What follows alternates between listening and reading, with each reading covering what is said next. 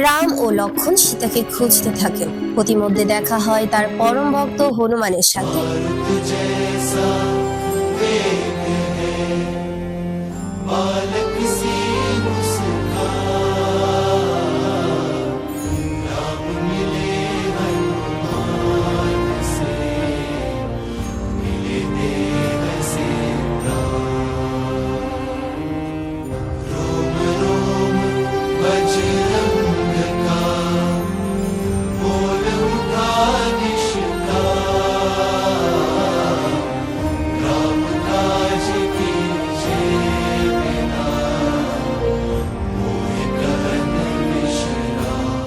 শ্রীরাম ভক্ত হনুমানকে আদেশ দেন তিনি যেন মাতা সীতার খোঁজ নিয়ে আসেন। শ্রীরামের আদেশ অনুসারে হনুমান সমুদ্র পেরিয়ে লঙ্কা নগরীতে প্রবেশ করেন এবং মাতা সীতার সাথে সাক্ষাৎ করেন। তিনি মাতা সীতাকে তার সাথে নিয়ে আসতে চাইলে তিনি বলেন, যতক্ষণ পর্যন্ত না শ্রীরাম তাকে নিয়ে আসছেন তিনি যাবেন না। মাতা সীতার এমন বার্তায় হনুমান ফিরে আসতে বাধ্য হন এবং ফিরে আসার সময় পুরো লঙ্কা নগরী জ্বালিয়ে দিয়ে আসেন। রাম রাবণকে হারানোর জন্য প্রজাপতি ব্রহ্মার আদেশে দেবী দুর্গার অকাল বোধন করেন।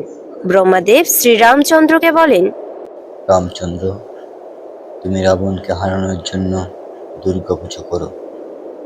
দেবীর আশীর্বাদ ছাড়া তুমি রাবণকে হারাতে পারবে না। কিন্তু প্রভু, এটা কিভাবে সম্ভব? দেবীর পূজা তো হয় বসন্তকালে, এটা তো শরৎকাল।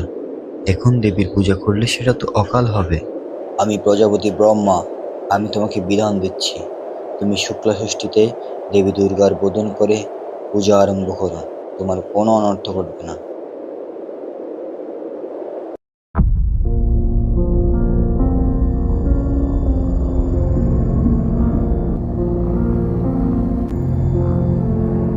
হনুমান, যাও 108টি নীলপদ্ম নিয়ে এসো।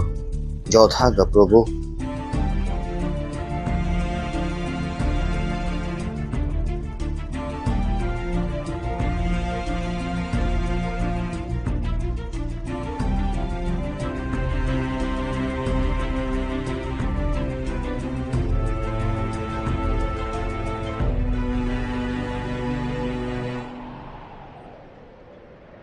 এই নিন প্রভু 108টি নীলপদ্ম।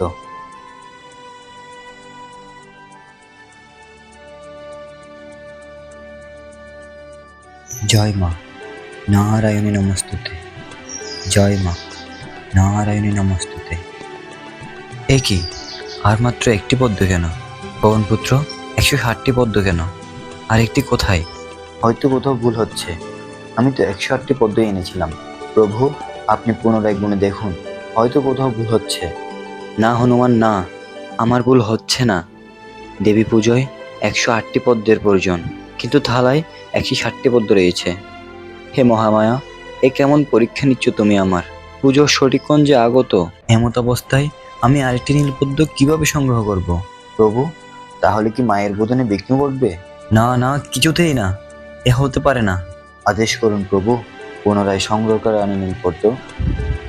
না, পুজোর ক্ষণ যে আগত, আমি অঙ্গীকার করেছিলাম নিজের শেষ রক্তবিন্দু দিয়ে হলেও আমি মায়ের আরাধনা করব। এখন সময় সেই অঙ্গীকার রক্ষার। না, পুজোর ক্ষণ যে আগত, আমি অঙ্গীকার করেছিলাম নিজের শেষ রক্তবিন্দু দিয়ে হলেও আমি মায়ের আরাধনা করব। এখন সময় সেই অঙ্গীকার রক্ষার। সকলেই আমায় কমল লোচন বলে চিনে, তাই আমি আমার কমল সম একটি নেত্র দিয়ে মায়ের পুজো সম্পন্ন করব।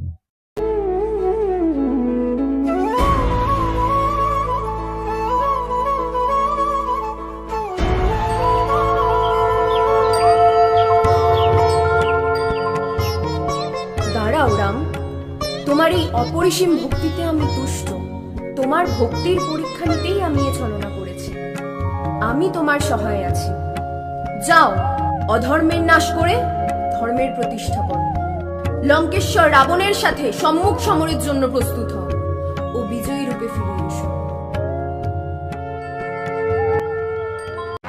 মহামায়ার আশীর্বাদ পেয়ে শ্রীরামচন্দ্র তার সেনা নিয়ে লঙ্কার রাবণের বিরুদ্ধে যুদ্ধ ঘোষণা করলেন।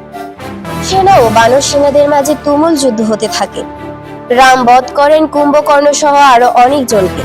এরপর লক্ষণের সাথে যুদ্ধ হয় রাবণের পুত্র পরাক্রমী যোদ্ধা মেঘনাদের সাথে। তুমুল যুদ্ধের পর লক্ষণের হাতে বধ হন মেঘনাদ। এরপরই শুরু হয় রাম ও রাবণের যুদ্ধ।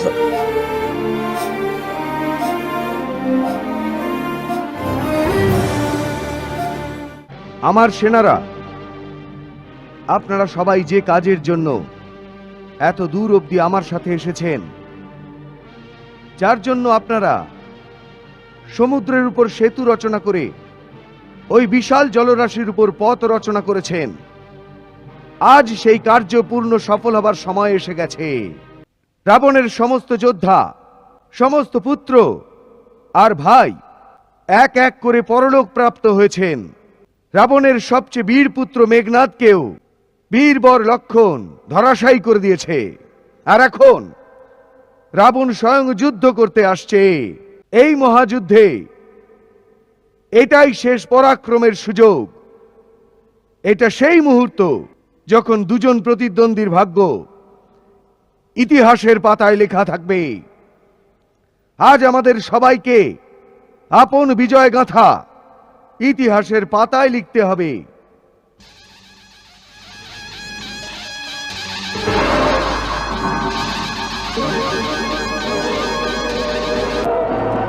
বীরবর, রাক্ষসদের সেনার উপর এমন ভাবে আক্রমণ করো যেন হরিণের দলের উপর সিংহ আক্রমণ করলো। আক্রমণ!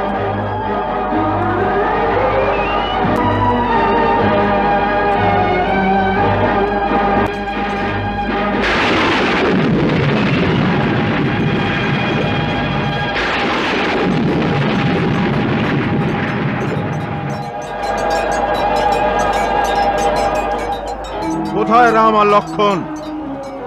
আজ সূর্যের সমান তেজস্বী বাণের দ্বারা বনবাসী রাম আর লক্ষণকে যমলোকে পাঠিয়ে মেঘনাদ, কুম্ভকর্ণ প্রহস্তদের মৃত্যুর বদলা নেব। এই যে সর্বহারা ভিখারি বনবাসী বানরদের সাথে আর আমার কুলদ্রোহী বিভীষণের বিশ্বাসঘাতকতার সাহায্য নিয়ে নিজের নামের ধ্বজা তুই যে উত্থিত করেছিস তা উৎখাত করতে এসে গেছে রাবণ। রাবণ নাম আমার। বড় বড় দিকপাল, দেবী, দেবতা, নাগ, গন্ধর্বদের উৎখাতকারী রাবণ। অবশ্যই রাবণের অর্থ তো রোদন করাই লঙ্কেশ। তোমার সর্বধর্ম সত্তা, অপার প্রভুত্ব আর প্রচন্ড পরাক্রম ত্রিলোকে বিখ্যাত। তুমি অনীতি, অনাচার আর অত্যাচারে পুরো সংসারকে অশ্রুর সাগরে ডুবিয়ে দিয়েছ। এখন যদি ওই অশ্রুর সাগর তোমায় ডুবিয়ে দেয় তাহলে দোষ তোমারই হবে। রাবণ, সংসারে 3 প্রকারের প্রাণী হয়। একজন কেবল কথা বলে, দ্বিতীয় জন কথা বলার সাথে কাজও করে, তৃতীয় জন শুধু কাজ করে কিছু না ভেবেই। তুমি অভিমানের বশবর্তী হয়ে ভুল তো অনেক করেছো, এখন আর কি করবে সেটা না হয় ইতিহাসই বলবে। তপস্বী, এটা তপভূমি নয়, রণভূমি। রণভূমি। জ্ঞানের কথা বলো না, ধনুর্বাণ নিয়ে কথা বলো, ধনুর্বাণ নিয়ে। অবশ্যই তোমার কোনো আকাঙ্ক্ষাই অপূর্ণ থাকবে না। এই নে আমার তামস অস্ত্র।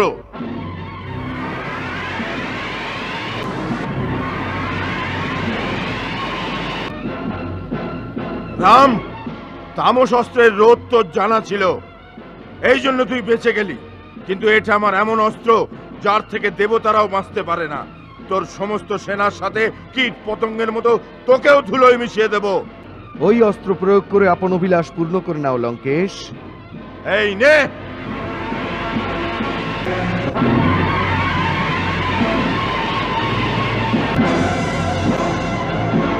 রাবণ, বীরের মতো যুদ্ধ করো। ছল কপটের দ্বারা যুদ্ধ শূরবীরদের শোভা পায় না। রাবণের সম্মুখীন হওয়ার শক্তি আর সাহস তোর মধ্যে নেই। তোর হাতিয়ার ফেলে দে, আমি তোর সমস্ত অপরাধ ক্ষমা করে দেব। পাপিষ্ঠ, তুমি যদি আগে মাথা নত করে আসতে তাহলে তোমার বাঁচার সম্ভাবনা থাকলেও থাকতে পারত। কিন্তু এখন তো তোমার মস্তক ছেদন অনিবার্য হয়ে পড়েছে। আরে তপস্বী, এখনো পর্যন্ত তুমি যে যোদ্ধাদের মেরেছো আমি তাদের সমান নই। আমার নাম রাবণ, ত্রিলোক যার নামে যশগান করে। তুমি খরদূষণ আর বিরাটকে মেরেছো, বেচারি বালিকে লুকিয়ে বধ করেছো, কুম্ভকর্ণ আর মেঘনাথকে মেরেছো। আজ আমি সবার প্রতিশোধ নেব। এটা ভুলো না যে আজকে রাবণের মোকাবিলা করতে হবে, রাবণের। নিচে নিশাচর, অসহায় স্ত্রীর উপর বীরত্ব দেখাও কাপুরুষ। তুমি কেমন করে নিজেকে বীর বলো? ধর্মের মর্যাদা ভঙ্গকারী পাপী, তোমার সমস্ত পাপের দণ্ড আজকে তুমি অবশ্যই পাবে। দণ্ড দেবার অধিকার রাজার আছে, কোনো ভিখারির নয়। আগে প্রথম দণ্ড, এই নে তোর দণ্ড।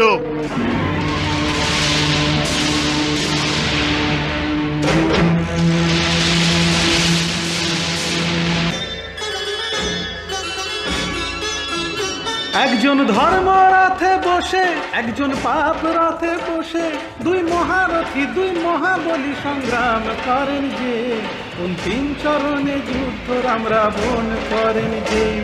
অন্তিম চরণে যুদ্ধ রাম রাবণ করেন যে। যুদ্ধ যুদ্ধ যুদ্ধ মহাযুদ্ধ। একজন ধর্ম রথে বসে, একজন পাপ রথে বসে, দুই মহারথী দুই মহাবলী সংগ্রাম করেন যে। অন্তিম চরণে যুদ্ধ রাম রাবণ করেন যে।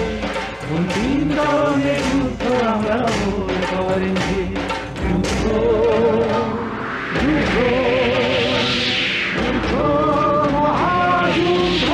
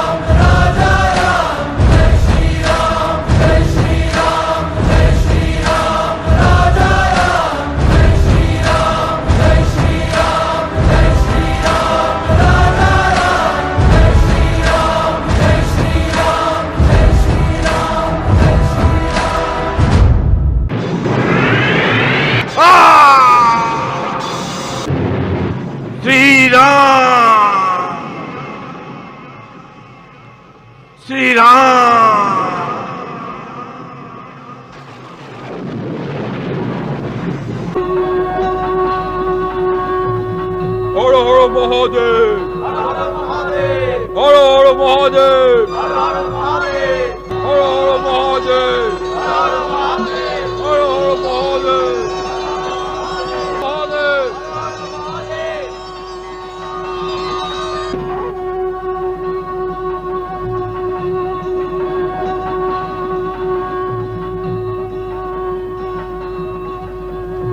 দাদা শুনুন, ত্রিলোক আপনার জয় জয়কার করছে। রাবণের বিরুদ্ধে রামের বিজয় হয়েছে।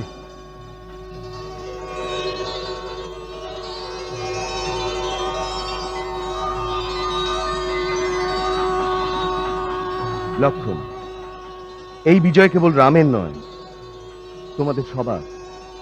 তুমি, মহারাজ বিভীষণ, মহারাজ সুগ্রীব, বীর হনুমান, অঙ্গদ, জাম্বুবান, নল, নীল আর এই সমস্ত বানর সেনা, এদের সবার সহায়তাতেই রাম এই যুদ্ধ জিততে পেরেছে। এই জয় তোমাদের সবার। প্রভু, নিজের সেনাদের প্রশংসা করা আপনার মহানতা।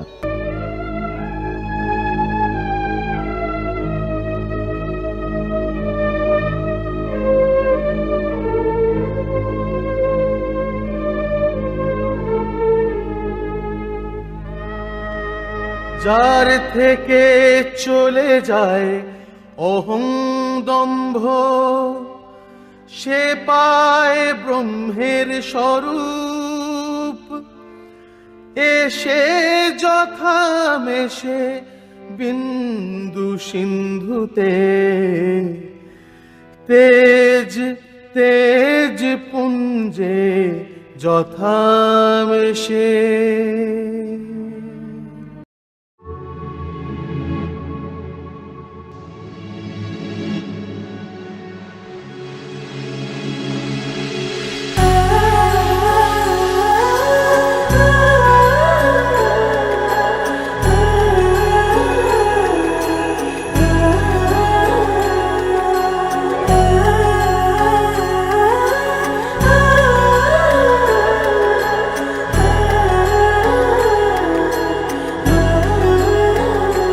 हो जन्म जन्म की खोज बताए, राम से चल के राम पे आए। प्रेम कोई हमें और न जाने, राम से रूठे राम से माने। राम सिया की करुण कहानी, एक है चंदन एक है पानी। राम सिया राम जय जय राम। राम सिया राम जय जय राम। राम सिया राम जय जय राम। राम सिया राम जय जय राम।